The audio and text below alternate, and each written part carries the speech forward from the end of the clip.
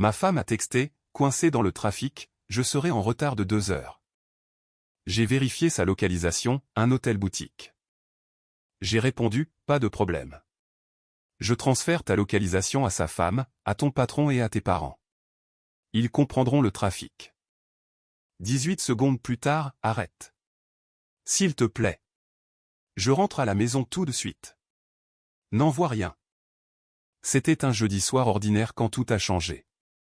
J'étais en train de terminer des papiers à mon bureau quand mon téléphone a vibré avec un message de ma femme. Coincé dans le trafic. Nous serons en retard de 2 heures. Désolé, chérie. Cet embouteillage est insensé. J'ai fixé le message un instant. 2 heures semblaient excessif, même pour le trafic de l'heure de pointe. Depuis un mois, elle rentrait de plus en plus tard de son travail à l'agence de marketing. Elle avait toujours une excuse prête. Des réunions avec des clients qui se prolongeaient, des présentations de dernière minute, des conférences téléphoniques d'urgence. Quelque chose clochait dans ce message particulier, cependant. Trop désinvolte pour quelqu'un prétendument coincé dans les embouteillages. J'ai décidé de vérifier quelque chose que je n'avais pas regardé depuis des mois. Notre localisation partagée sur mon téléphone. J'ai ouvert l'application et cherché son nom. Le petit point bleu est apparu sur mon écran et mon estomac s'est noué. Elle n'était nulle part près d'un embouteillage. Elle était au Grand View Boutique Hotel en centre-ville, un endroit où nous n'avions jamais été ensemble, à environ 20 minutes de son bureau. Je suis resté assis là pendant une bonne minute, à traiter ce que je voyais. Ma femme depuis 8 ans me mentait, assise dans un hôtel tout en envoyant des textos sur des retards de trafic. La même femme qui était distante ces derniers temps, qui travaillait tard constamment et qui était soudainement devenue très protectrice de son téléphone. Puis quelque chose a fait tilt. Si elle pouvait m'envoyer un mensonge désinvolte, je pouvais lui envoyer quelque chose qui la secourait jusqu'à la moelle. J'ai tapé soigneusement. Pas de problème. Je transfère ta localisation à la femme de Blake, à ton patron et à tes parents. Ils comprendront le trafic. Blake Warner, son collègue, qui avait été mentionné un peu trop de fois dans les conversations récentes. Toujours Blake a suggéré ceci ou Blake pense que. Je l'avais rencontré à la fête de Noël de l'entreprise. Un homme marié avec 2 enfants qui ne pouvait pas s'empêcher de complimenter ma femme. J'ai appuyé sur envoyer et j'ai posé mon téléphone sur le bureau. 18 secondes plus tard, mon téléphone a commencé à sonner. Son nom s'est affiché à l'écran, mais je l'ai laissé aller sur la messagerie vocale. Il a sonné à nouveau immédiatement. Puis encore, un nouveau texto est apparu. Arrête, s'il te plaît. Je rentre à la maison tout de suite. N'envoie rien. Je peux expliquer. Je n'ai pas pu m'empêcher de sourire sombrement. Drôle de voir à quelle vitesse le trafic s'est dégagé quand la panique s'est installée. Un autre appel. Cette fois, j'ai répondu, « Qu'est-ce qui ne va pas, chérie ? Je pensais que tu étais coincé dans le trafic. S'il te plaît, n'envoie rien à personne. Je peux tout expliquer quand je serai à la maison. » Sa voix tremblait. Fini la femme confiante qui mentait si doucement depuis des semaines. Expliquer quoi exactement? Comment le GPS doit mal fonctionner? Comment les hôtels ressemblent aux embouteillages sur l'autoroute de nos jours?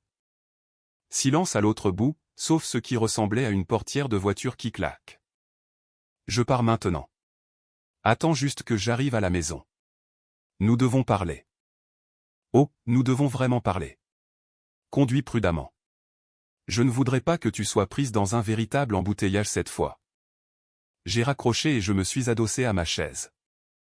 8 ans de mariage et on en était arrivé là. Une partie de moi était déçue, mais honnêtement, une autre partie était presque soulagée. Le comportement étrange, la distance, les excuses constantes, tout prenait sens maintenant. Mon téléphone a vibré avec un autre texto. S'il te plaît, ne contacte personne pour l'instant. Donne-moi une chance d'expliquer d'abord. Je suis désolé. Désolé. Comme si le désolé pouvait annuler des mois de mensonges et de tromperies. Comme si le désolé pouvait me faire oublier que pendant que j'étais à la maison à penser qu'elle travaillait dur pour notre avenir, elle était en fait dans une chambre d'hôtel avec Blake. Je n'ai pas répondu. La laisser paniquer pendant les 20 minutes de trajet pour rentrer. La laisser se demander ce que je pourrais faire ensuite. Après toutes les nuits blanches que j'avais passées à me demander pourquoi ma femme ressemblait à une étrangère, elle pouvait bien supporter quelques minutes d'incertitude. L'ironie ne m'échappait pas. Elle traitait notre mariage comme une blague depuis des mois. Et maintenant, elle voulait un pardon immédiat parce qu'elle s'était fait prendre. Mais je n'étais pas le même mari confiant qu'elle avait quitté ce matin-là. Cette version de moi était morte au moment où j'ai vu ce petit point bleu à l'hôtel Grandview. J'avais quelques réflexions à faire avant qu'elle n'arrive à la maison, car cette conversation allait être différente de toutes celles que nous avions jamais eues. 23 minutes plus tard, j'ai entendu des pneus crisser dans notre allée. La porte d'entrée s'est ouverte brusquement et elle était là, les cheveux en désordre, le maquillage bavé, l'air d'avoir couru un marathon. « As-tu envoyé quelque chose ? S'il te plaît, dis-moi que tu n'as encore rien envoyé. » J'étais assis calmement sur notre canapé, une bière à la main, la regardant comme si elle était une étrangère, ce qu'elle était à bien des égards. « Bonjour à vous deux. Comment était le trafic ? Arrête ça. Arrête juste avec le sarcasme et dis-moi ce que tu as fait. » Ce que j'ai fait ? C'est une formulation intéressante. J'ai vérifié la localisation de ma femme et je l'ai trouvée dans un hôtel au lieu d'être coincée dans le trafic. Puis j'ai répondu en conséquence. Elle s'est effondrée dans le fauteuil en face de moi, les mains tremblantes. Ce n'est pas ce que tu penses. Oh, je pense que c'est exactement ce que je pense. Tu m'as trompé avec Blake Warner. Le même Blake que tu mentionnes constamment depuis 2 mois. Le même Blake qui ne pouvait pas te quitter des yeux à la fête de Noël. Son visage est devenu blanc. Comment connais-tu son nom ? Une supposition chanceuse. Ou peut-être parce que tu parles plus de lui que de moi ces jours-ci. Nous étions justes, nous discutions d'un projet de travail. L'hôtel a des salles de conférence. À 19h un jeudi dans les salles de conférence de l'hôtel boutique ? Allons. Tu insultes notre intelligence à tous les deux maintenant. Elle a essayé une approche différente. D'accord. Oui, nous nous sommes rapprochés, mais rien de physique ne s'est passé. Nous ne faisions que parler. J'ai sorti mon téléphone et je lui ai montré l'historique de localisation que j'avais capturé. Intéressant. Parce que d'après ça, vous avez juste parlé et dans ce même hôtel 3 fois au cours des 2 dernières semaines. Toujours pendant tes soi-disant heures supplémentaires. La couleur a complètement quitté son visage. Elle n'avait pas réalisé que je pouvais voir l'historique de localisation remontant à des semaines. Et ces longues nuits au bureau. J'ai appelé ta ligne professionnelle mardi dernier à 20h quand tu as dit que tu travaillais tard. Messagerie vocale. Le bâtiment était vide. Tu m'as surveillé. J'ai essayé de comprendre pourquoi ma femme est devenue une étrangère. Pourquoi elle a arrêté de porter son alliance au travail. Pourquoi elle a soudainement eu besoin d'intimité en envoyant des textos, pourquoi elle a commencé à faire la lessive séparément pour que je ne voie pas ses vêtements. Chaque point l'a frappée comme un coup physique. Elle pensait avoir été prudente, mais j'avais été attentif. L'histoire des heures supplémentaires était créative, cependant. Elle m'avait vraiment convaincu que tu travaillais pour cette promotion jusqu'à ce que je réalise que la promotion que tu as mentionnée n'existe même pas dans ton département. Son téléphone a commencé à vibrer. Elle l'a regardé et son visage est devenu encore plus pâle si c'était possible. Blake. Elle a hoché la tête misérablement. Laisse-moi deviner. Il panique parce qu'il pense que sa femme pourrait le découvrir. Les hommes mariés ont tendance à faire ça quand leurs liaisons sont exposées. Sa femme, elle ne mérite pas ça. C'est une bonne personne. Et moi ? Qu'est-ce que je méritais ? Elle s'est mise à pleurer alors, mais c'était des larmes de culpabilité. Pas des larmes de remords. Des larmes parce qu'elle s'était fait prendre, pas parce qu'elle m'avait blessé. Depuis combien de temps ? Ai-je demandé. Quoi ? Depuis combien de temps ça dure ? Et ne me mens plus. J'en ai fini avec les mensonges. 6 semaines. Essaie encore. Elle avait l'air confuse. L'historique de localisation montre que la première visite à l'hôtel remonte à 3 mois. Essaie encore. 3 mois. A-t-elle chuchoté. 3 mois. Un quart d'année. Pendant que je planifiais notre prochain dîner d'anniversaire, elle planifiait des rencontres secrètes avec un autre homme. Et tu n'as jamais pensé à mettre fin à notre mariage avant de commencer ça. Jamais pensé que je méritais l'honnêteté.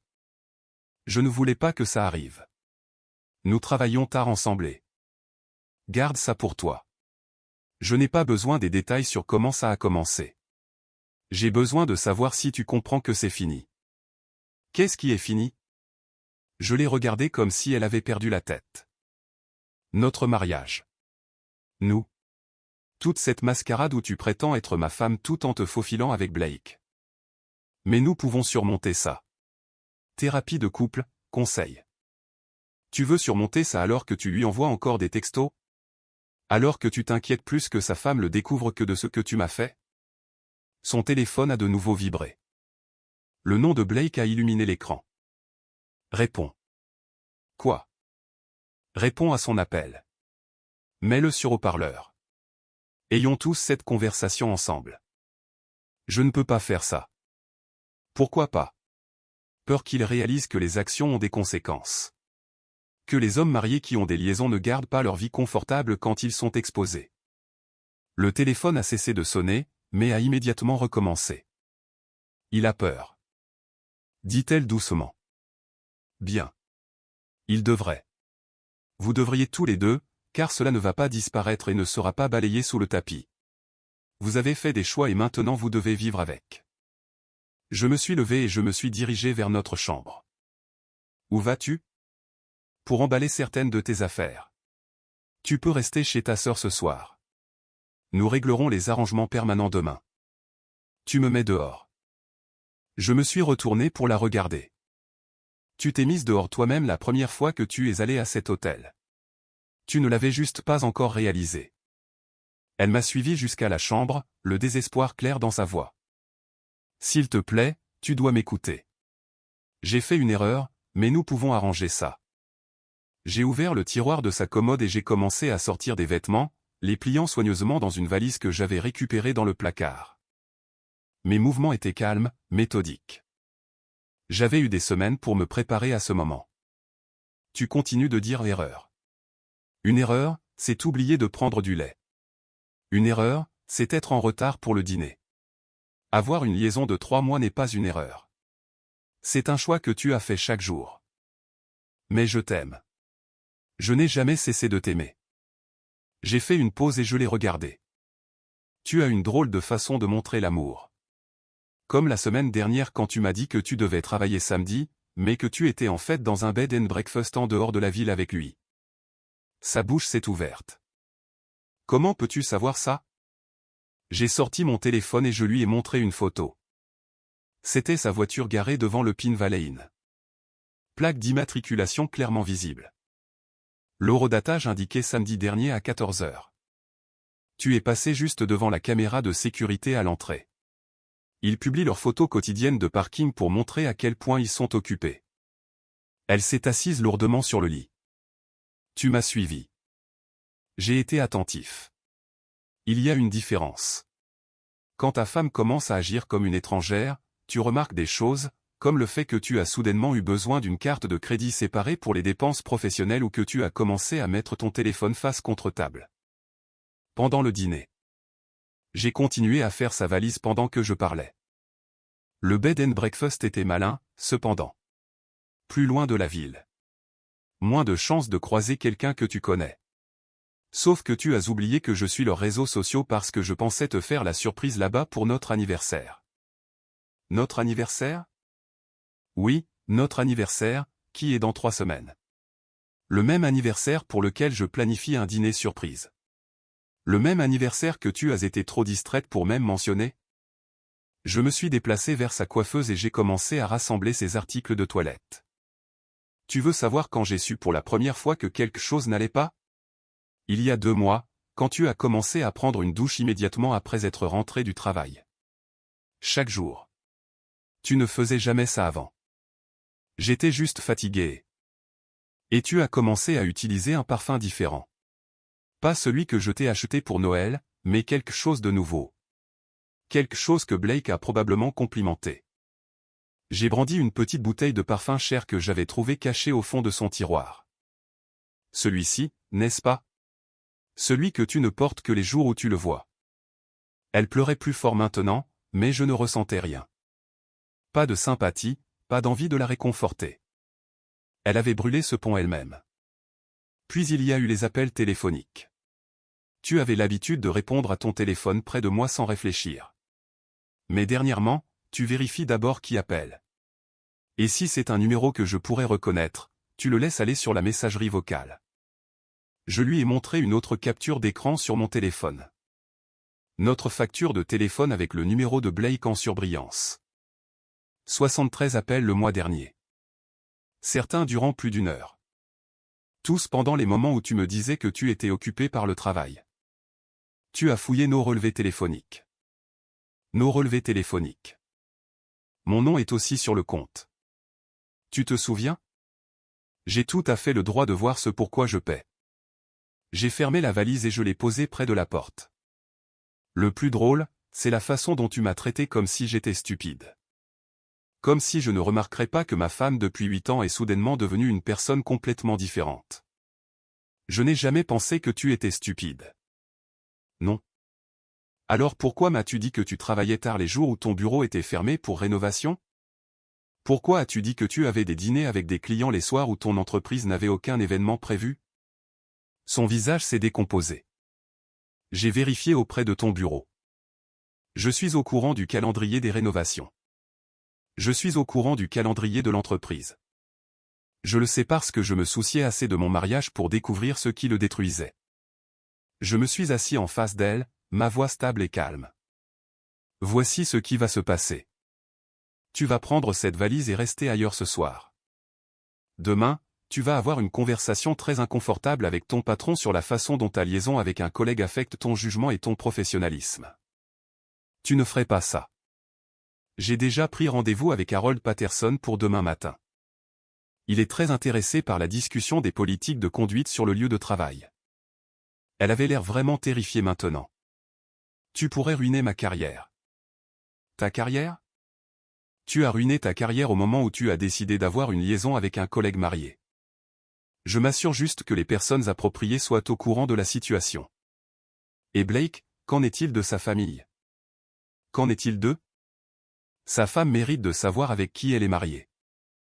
Ses enfants méritent mieux qu'un père qui ment et triche. Tout comme je méritais mieux qu'une femme qui fait de même. Je me suis levé et je lui ai tendu la valise. La différence entre toi et moi, c'est que je me soucie réellement des personnes innocentes qui sont blessées ici. Tu ne te soucies que de te protéger, toi et Blake. C'est vindicatif. Ce n'est pas toi. Tu as raison. La personne que j'étais aurait essayé de sauver notre mariage. T'aurais supplié de me choisir. Ce serait blâmer de ne pas être assez. J'ai ouvert la porte de la chambre et j'ai fait un geste vers le couloir. Mais cette personne est morte quand j'ai réalisé que ma femme choisissait un autre homme chaque jour pendant 3 mois. Elle a marché lentement vers la porte, puis s'est retournée. Et si je romps avec lui? Et si je coupe tout contact et que nous essayons de reconstruire? Alors tu serais toujours la femme qui m'a menti en face pendant 3 mois. Tu serais toujours la femme qui a planifié des tromperies élaborées pendant que je planifiais notre anniversaire. Tu serais toujours la femme qui se souciait plus de protéger son partenaire de liaison que d'être honnête avec son mari. Je l'ai regardé droit dans les yeux. Et j'en aurais toujours fini avec toi. Après son départ, je me suis versé une autre bière et je me suis rassis sur le canapé. Mon téléphone vibrait déjà d'appels manqués de sa part, mais je les ai ignorés. À la place, j'ai ouvert mon ordinateur portable et j'ai sorti le dossier que j'avais constitué au cours des 3 dernières semaines. Capture d'écran, photos, relevés téléphoniques, relevés de carte de crédit, données de localisation, tout organisé chronologiquement. J'avais appris à être minutieux dans mon travail de coordinateur de projet, et ces compétences se sont étonnamment bien transposées à la documentation d'un conjoint infidèle. Mon téléphone a sonné. Numéro inconnu. Allô? Est-ce le mari de Judith? La voix était tremblante, nerveuse. Blake, je suppose. Silence pendant un moment. Nous devons parler. Non, pas du tout. Tu dois rentrer chez toi et expliquer à ta femme pourquoi tu lui mens depuis 3 mois. C'est entre toi et elle. Écoute, je sais que tu es en colère, mais ça ne doit pas détruire la vie de tout le monde. J'ai ri. Ce n'était pas un son agréable. Détruire la vie de tout le monde. Tu as détruit ta propre vie quand tu as décidé de tromper ta femme. Tu as détruit ma vie quand tu as décidé d'aider ma femme à me mentir. Je m'assure juste que la vérité éclate. Que veux-tu? De l'argent? Je peux. Tu penses que c'est une question d'argent? Tu penses que j'essaie de t'extorquer? Alors que veux-tu? Je veux que tu fasses face aux conséquences de tes actes. Je veux que ta femme sache avec qui elle est mariée. Je veux que ma femme comprenne que les choix ont des résultats. Et je veux que vous arrêtiez tous les deux de traiter cela comme un inconvénient mineur qui peut être acheté ou négocié. Mes enfants ne méritent pas ça. Tu as absolument raison. Tes enfants méritent un père qui ne ment pas et ne triche pas. Malheureusement, ce n'est pas qui tu es. S'il te plaît, pense juste à. Je lui ai raccroché au nez. 20 minutes plus tard, mon téléphone a vibré avec un texto d'un numéro inconnu. C'est Lillian Warner, la femme de Blake. Pouvons-nous parler, s'il vous plaît? J'ai fixé le message un instant. Cette pauvre femme n'avait aucune idée du genre d'homme qu'elle avait épousé, tout comme je n'avais aucune idée du genre de femme que j'avais épousée. J'ai appelé le numéro.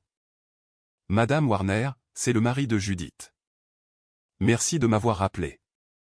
Sa voix était stable, mais je pouvais entendre la tension en dessous. Blake vient de tout me dire. Je suis tellement désolé. Vous n'avez pas à vous excuser. Vous n'avez rien fait de mal. Je me sens si idiote. Les réunions tardives, les voyages de travail le week-end, les nouveaux vêtements. Je savais que quelque chose était différent, mais je lui faisais confiance. Nous avons tous les deux fait confiance à des gens qui ne le méritaient pas. Puis-je vous demander depuis combien de temps vous savez? Je le soupçonnais depuis environ un mois, mais j'ai des preuves solides depuis 3 semaines. Je voulais m'assurer d'avoir tout documenté avant d'agir. 3 semaines? Vous saviez depuis 3 semaines et vous n'avez rien dit? Je devais être stratégique à ce sujet. Blake a plus à perdre que Judith. Un plus gros salaire, un poste de direction, des enfants à charge.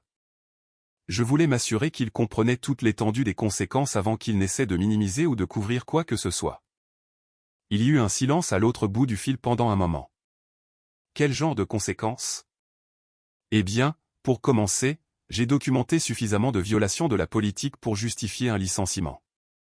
Avoir une liaison avec une subordonnée, utiliser les ressources de l'entreprise pour des réunions personnelles, falsifier des rapports d'heures supplémentaires pour couvrir des absences. Votre mari m'a fourni une belle liste. Subordonnée? Judith travaille sous les ordres de Blake. Il ne l'a pas mentionné? Blake est le superviseur direct de Judith. Elle a été promue dans son équipe à peu près au moment où leur liaison a commencé. Quelle coïncidence! J'ai entendu sa brusque inspiration. Il m'a dit qu'elle n'était qu'une collègue. Madame Warner, votre mari vous a menti sur tout, les hôtels, les voyages d'affaires, même les faits de base sur leurs relations de travail. Je peux vous envoyer par courriel des copies de tout ce que j'ai trouvé si vous voulez le tableau complet. Oui, s'il vous plaît. J'ai besoin de tout voir. Je vous enverrai ça ce soir. Et Madame Warner, j'ai déjà prévu une réunion avec leur patron demain matin. La carrière de Blake dans cette entreprise est terminée, mais vous devriez le savoir avant qu'il n'essaie de le présenter comme un licenciement ou une restructuration. Il pourrait perdre son emploi. Il va perdre son emploi. La politique de l'entreprise est très claire sur les relations superviseurs-subordonnés, surtout quand elles impliquent des rapports falsifiés et une mauvaise utilisation du temps de l'entreprise. Après avoir raccroché avec Lillian, j'ai passé 1 heure à organiser toutes mes preuves en une présentation claire et professionnelle, des captures d'écran de données de localisation, des copies de rapports d'heures supplémentaires falsifiés. La documentation des violations de la politique de l'entreprise, tout ce que Blake et Judith pensaient avoir caché. Mon téléphone a de nouveau vibré. Texto de Judith. Blake dit que tu essaies de le faire renvoyer. Ça va trop loin. Je l'ai appelé immédiatement. Aller trop loin? Je n'ai même pas encore commencé. Tu ne peux pas ruiner toute sa vie parce que tu es en colère contre moi. Je ne ruine pas sa vie. Il a ruiné sa propre vie. Je m'assure juste que tout le monde soit au courant. Il a des enfants. Et il aurait dû penser à eux avant de décider de tromper leur mère. Tout comme tu aurais dû penser à notre mariage avant de décider de me tromper. C'est vindicatif et cruel. Tu veux savoir ce qui est cruel? Mentir à quelqu'un pendant 3 mois pendant qu'il planifie ton dîner d'anniversaire. Ce qui est cruel, c'est de me laisser m'inquiéter de perdre la tête quand je sentais que quelque chose n'allait pas. Ce qui est cruel, c'est de me faire sentir comme un mari paranoïaque alors que j'étais en fait un mari trahi. Alors, tu vas détruire nos 2 carrières? Je vais laisser ton patron décider si les employés qui mentent, trichent et violant la politique de l'entreprise méritent de garder leur emploi. Je vais laisser la femme de Blake décider si elle veut rester mariée à un homme qui lui ment en face. Et je vais te laisser vivre avec les conséquences de tes choix. Et le pardon? Et les deuxièmes chances? C'est pour les gens qui avouent leurs erreurs et demandent le pardon. Toi, tu t'es fait prendre. Il y a une différence. J'ai raccroché et j'ai terminé de préparer ma présentation pour la réunion de demain. Blake n'avait aucune idée de ce qu'il attendait, mais il était sur le point d'apprendre que les actions ont des conséquences. Et Judith était sur le point de découvrir que la vie confortable qu'elle menait tout en trichant était sur le point de devenir très inconfortable. Le lendemain matin, je me suis réveillé avec 17 appels manqués et des dizaines de messages textes. La nouvelle se répandait vite. À 9 heures précises, je suis entré dans les bureaux de Reynolds Marketing Group avec mon sac d'ordinateur portable et un dossier plein de documents imprimés. Harold Patterson, le directeur régional, attendait dans la salle de conférence avec 2 personnes des ressources humaines. « Merci d'être venu », a dit Harold en me serrant la main. « Je dois dire que ce sont de graves allégations. » Ce ne sont pas des allégations. Ce sont des faits documentés. J'ai ouvert mon ordinateur portable et j'ai commencé la présentation que j'avais préparée. Données de localisation montrant Blake et Judith dans des hôtels pendant les heures de travail. Rapport d'heures supplémentaires falsifiés. Relevé de cartes de crédit de l'entreprise montrant des frais dans des restaurants lors de prétendues réunions avec des clients qui n'ont jamais existé. Cette chronologie montre le schéma sur 3 mois. Ai-je expliqué, en cliquant sur les captures d'écran. Blake a approuvé les demandes d'heures supplémentaires de Judith pour des heures qu'elle a passées avec lui dans des hôtels. Il a signé des rapports de dépenses pour de faux dîners d'affaires. Il a utilisé son autorité de superviseur pour couvrir ses absences. La représentante des RH prenait des notes furieusement. Et vous avez collecté tout ça. Comment? Relevé téléphonique de notre forfait familial partagé. Partage de localisation que ma femme a activé elle-même. Relevé de carte de crédit de notre conjoint. Violation de la politique de l'entreprise qui sont documentées dans votre propre système. Harold avait l'air mal à l'aise. Où sont Blake et Judith maintenant? Blake s'est déclaré malade ce matin. Judith a demandé un jour de congé personnel. J'imagine qu'ils essaient de gérer les dégâts. Comme par hasard, mon téléphone a vibré. Texto de Judith. La réunion a lieu en ce moment, n'est-ce pas?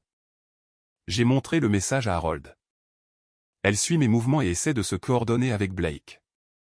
Même maintenant, ils travaillent ensemble au lieu de se concentrer sur leurs familles respectives. La directrice des RH a fermé son carnet. Nous devrons mener notre propre enquête, mais d'après ce que vous nous avez montré, c'est un motif de licenciement immédiat pour les 2 employés. Il y a une dernière chose. Ai-je dit, en sortant un autre dossier. Blake a eu des relations inappropriées avec des subordonnés auparavant. J'ai fait des recherches. Je leur ai remis des captures d'écran imprimées de plaintes déposées contre Blake il y a 18 mois par une autre employée. Les plaintes avaient été réglées discrètement, mais le schéma était clair. Le visage d'Harold s'est assombri. Nous n'étions pas au courant d'incidents antérieurs. L'employée précédente a été transférée dans un autre département et a signé un accord de non-divulgation, mais les plaintes sont toujours dans votre système si vous savez où chercher. Après la réunion, je me suis rendu au bureau de mon avocat. Tanner Brooks était mon avocat de famille depuis des années, s'occupant de tout, de l'achat de notre maison à la succession de mon père. Aujourd'hui, il m'aidait à demander le divorce. C'est la documentation la plus complète que j'ai jamais vue dans une affaire de conjoint infidèle. A dit Tanner en examinant mes preuves. Habituellement, les gens viennent avec des soupçons et quelques messages textes. Je voulais être sûr, et je voulais être préparé. Eh bien, vous êtes définitivement préparé. Avec des preuves aussi solides, elle ne pourra prétendre à aucun récit de réconciliation au tribunal. Cela montre une tromperie claire sur une période prolongée. Qu'en est-il de la division des biens?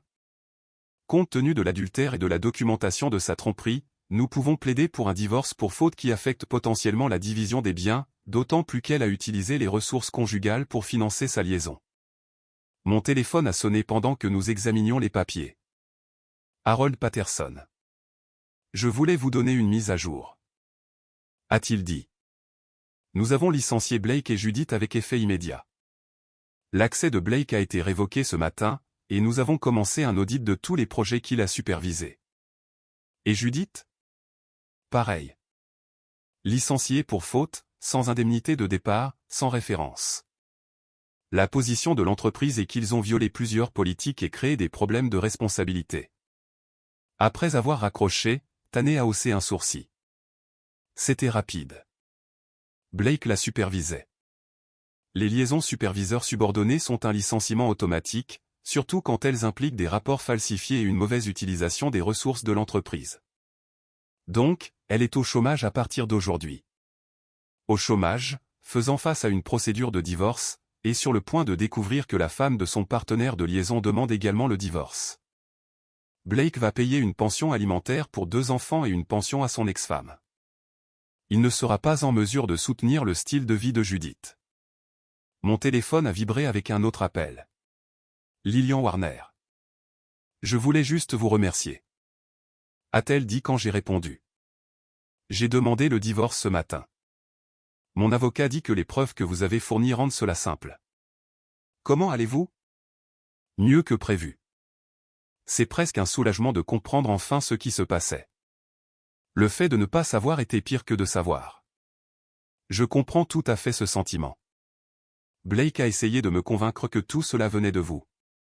Que vous aviez manipulé la situation pour lui faire du mal, mais en voyant tous ces reçus d'hôtel, tous ces mensonges, on ne peut pas manipuler ça. Après avoir terminé l'appel avec Lillian, Tanné m'a remis la demande de divorce complétée. Elle devrait lui être signifiée d'ici la fin de la journée. Compte tenu de sa situation actuelle, au chômage, sans revenu stable, face à des frais juridiques, je m'attends à ce qu'elle veuille régler rapidement. Quel genre de délai envisageons-nous? Avec des preuves aussi solides et sa situation actuelle? 3 à 4 mois si elle ne conteste pas, ce qu'elle ne peut probablement pas se permettre de faire maintenant qu'elle est au chômage. Je suis rentré chez moi pour trouver Judith assise sur mes marches d'entrée. Elle avait l'air de ne pas avoir dormi, les yeux rouges et gonflés. Ils m'ont renvoyé. A-t-elle dit quand je suis sorti de la voiture. Je sais.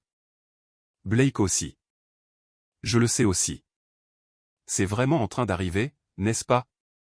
Tu vas vraiment détruire tout ce que nous avons construit ensemble. Je suis passé devant elle pour déverrouiller ma porte d'entrée.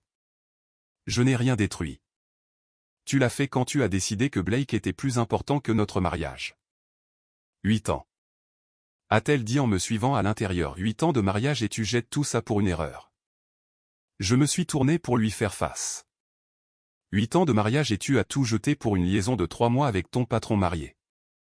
N'essaie pas de faire de moi le méchant de ton histoire. Qu'est-ce qui se passe maintenant? Maintenant, tu trouves comment reconstruire ta vie, tout comme je le fais. La différence, c'est que je le fais avec mon intégrité intacte. Elle s'est remise à pleurer, mais je ne ressentais rien. Pas de sympathie, pas de regret, pas de doute. Elle avait fait ses choix, et maintenant elle devait vivre avec. Les papiers du divorce seront signifiés aujourd'hui. Ai-je dit doucement. Je te suggère de trouver un avocat. 6 mois plus tard, j'étais assis dans mon café préféré à lire le journal du dimanche quand je l'ai vu. Judith était de l'autre côté de la rue, chargeant des cartons dans une Honda Civic déglinguée. Fini la BMW qu'elle conduisait. Fini les vêtements de marque qu'elle portait. Elle avait l'air plus vieille, fatiguée, du genre de fatigue qui vient quand les conséquences vous rattrapent enfin. Je n'ai pas ressenti de satisfaction en la regardant lutter. Je ne me sentais pas vengé ou victorieux. Je ne ressentais rien, ce qui était exactement comme il se devait. Elle était devenue une étrangère pour moi bien avant que je ne découvre sa liaison, et maintenant elle en était vraiment une. Mon téléphone a vibré avec un texto de mon avocat. Divorce finalisé. Papier déposé au tribunal. C'est officiellement terminé. Terminé. 8 ans de mariage réduit à des documents juridiques et à une division de biens. Elle avait eu les meubles et ses effets personnels. J'avais gardé la maison, la bonne voiture et la plupart de nos économies. Le juge n'avait pas été sympathique à ses arguments sur le fait de recommencer à zéro quand les preuves montraient qu'elle planifiait sa stratégie de sortie depuis des mois. La liaison avec Blake leur avait tout coûté à tous les deux. Il travaillait maintenant dans une plus petite entreprise, gagnant la moitié de son salaire précédent et payant une lourde pension alimentaire.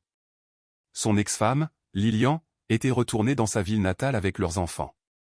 La vie de banlieue confortable de Blake s'était évaporée au moment où ses mensonges l'avaient rattrapé. Judith avait eu du mal à trouver du travail après avoir été licenciée pour faute de Reynolds Marketing. Les nouvelles voyagent vite dans les cercles professionnels, surtout lorsqu'un licenciement implique des violations de politique documentées et un adultère avec un superviseur. Elle avait finalement trouvé un poste dans une petite organisation à but non lucratif, gagnant environ 60% de son salaire précédent. Mais la conséquence la plus révélatrice n'était pas financière. C'était social. Leur liaison était devenue un sujet de commérage au bureau de Reynolds, se propageant à d'autres entreprises du secteur. Blake et Judith avaient tous deux découvert que les actions ont des réputations, et que les réputations vous suivent. J'avais croisé Lillian Warner il y a quelques semaines à l'épicerie. Elle avait l'air en meilleure santé, plus détendue que je ne l'avais jamais vue. « Comment allez-vous » avais-je demandé. « Mieux chaque jour. » avait-elle dit avec un sourire sincère. Les enfants s'adaptent bien à notre nouvelle ville. C'est incroyable à quel point la vie devient plus facile quand on ne se demande pas constamment si quelqu'un vous ment. Je savais exactement ce qu'elle voulait dire. Ma propre vie s'était considérablement améliorée une fois le chaos terminé. Plus besoin de me demander pourquoi ma femme était distante. Plus besoin d'analyser chaque conversation pour y trouver des significations cachées. Plus besoin de marcher sur des œufs autour de quelqu'un qui menait une double vie. J'avais recommencé à sortir récemment. Rien de sérieux pour l'instant, mais ça faisait du bien de passer du temps avec des gens qui étaient vraiment intéressés à construire quelque chose d'honnête. Le contraste était frappant, la facilité avec laquelle on pouvait se connecter avec quelqu'un qui ne cachait pas des parties fondamentales de sa vie. Mes amis s'étaient inquiétés que je devienne amer ou cynique à propos des relations. Mais le contraire s'était produit. Découvrir la trahison de ma femme m'avait appris à valoriser l'honnêteté plus, pas moins. Cela m'avait montré la différence entre quelqu'un qui vous choisit et quelqu'un qui se contente de vous en cherchant quelque chose de mieux. La maison ressemblait plus à un foyer maintenant qu'elle ne l'avait été pendant des mois avant le divorce. J'avais changé des choses, de nouveaux meubles, des couleurs différentes. Des espaces qui reflétaient mes préférences réelles plutôt que des compromis avec quelqu'un qui était mentalement et émotionnellement ailleurs. J'ai fini mon café et je suis retourné à ma voiture. En passant devant l'endroit où Judith chargeait encore des cartons, j'ai eu un moment de clarté sur toute la situation. Elle avait passé 3 mois à planifier une vie avec Blake tout en me mentant sur les retards de trafic et les heures supplémentaires. Elle avait fait des plans élaborés pour un avenir qui ne m'incluait pas, tout en acceptant la planification de mon anniversaire et ma confiance. Les conséquences auxquelles elle était confrontée n'étaient pas de mon fait. Elles étaient le résultat naturel de ses choix. Le mariage détruit de Blake n'était pas de ma faute. C'était le résultat prévisible de sa décision de tromper sa femme avec une subordonnée. Je n'avais pas ruiné leur vie. J'avais simplement fait en sorte que la vérité éclate. Et la vérité, il s'est avéré, avait des conséquences auxquelles ils n'étaient pas préparés. Ce soir-là, j'ai fait un barbecue sur ma terrasse arrière et j'ai appelé mon frère pour prendre des nouvelles. Une conversation normale avec quelqu'un qui ne cachait rien, ne calculait pas ses réponses, ne menait pas une double vie. Tu as l'air différent. A-t-il dit vers la fin de notre appel. Plus léger. Je me sens plus léger. Il s'avère qu'être marié à quelqu'un qui vous ment est épuisant, même quand on ne réalise pas pleinement ce qui se passe. Des regrets sur la façon dont tu as géré ça? J'y ai réfléchi un instant. Non, elle a fait ses choix et j'ai fait les miens. La différence, c'est que mes choix étaient basés sur l'honnêteté et le respect de soi. Les siens étaient basés sur la tromperie et l'égoïsme. Et si elle avait avoué avant que tu ne le découvres? Est-ce que ça aurait changé quelque chose? Peut-être. Mais elle n'a pas avoué. Elle s'est fait prendre. Et même alors, son premier instinct a été de protéger Blake et de minimiser la situation. Ça vous dit tout sur ses priorités. Après avoir raccroché, je me suis assis sur ma terrasse en regardant le coucher du soleil. Demain, j'avais prévu une randonnée avec des collègues. Le week-end prochain, je dînais avec une femme que j'avais rencontrée dans une librairie, quelqu'un qui n'avait jamais été marié, n'avait jamais trompé personne et semblait vraiment intéressé à construire quelque chose d'authentique. Ma vie était plus petite maintenant à certains égards. Pas de femme, pas d'amis de couple qui avaient pris parti, pas d'histoire partagée avec quelqu'un qui avait réécrit notre histoire avec des mensonges. Mais elle était aussi plus authentique. Chaque relation dans ma vie maintenant était basée sur l'honnêteté et le respect mutuel. Judith avait choisi sa voie quand elle avait décidé que Blake valait plus que notre mariage. J'avais choisi la mienne quand j'avais décidé que mon respect de moi-même valait plus qu'une relation bâtie sur la tromperie. 6 mois plus tard, j'étais certain d'avoir choisi correctement. Et d'après ce que j'avais vu de sa vie dernièrement, je soupçonne qu'elle commençait à réaliser qu'elle ne l'avait pas fait.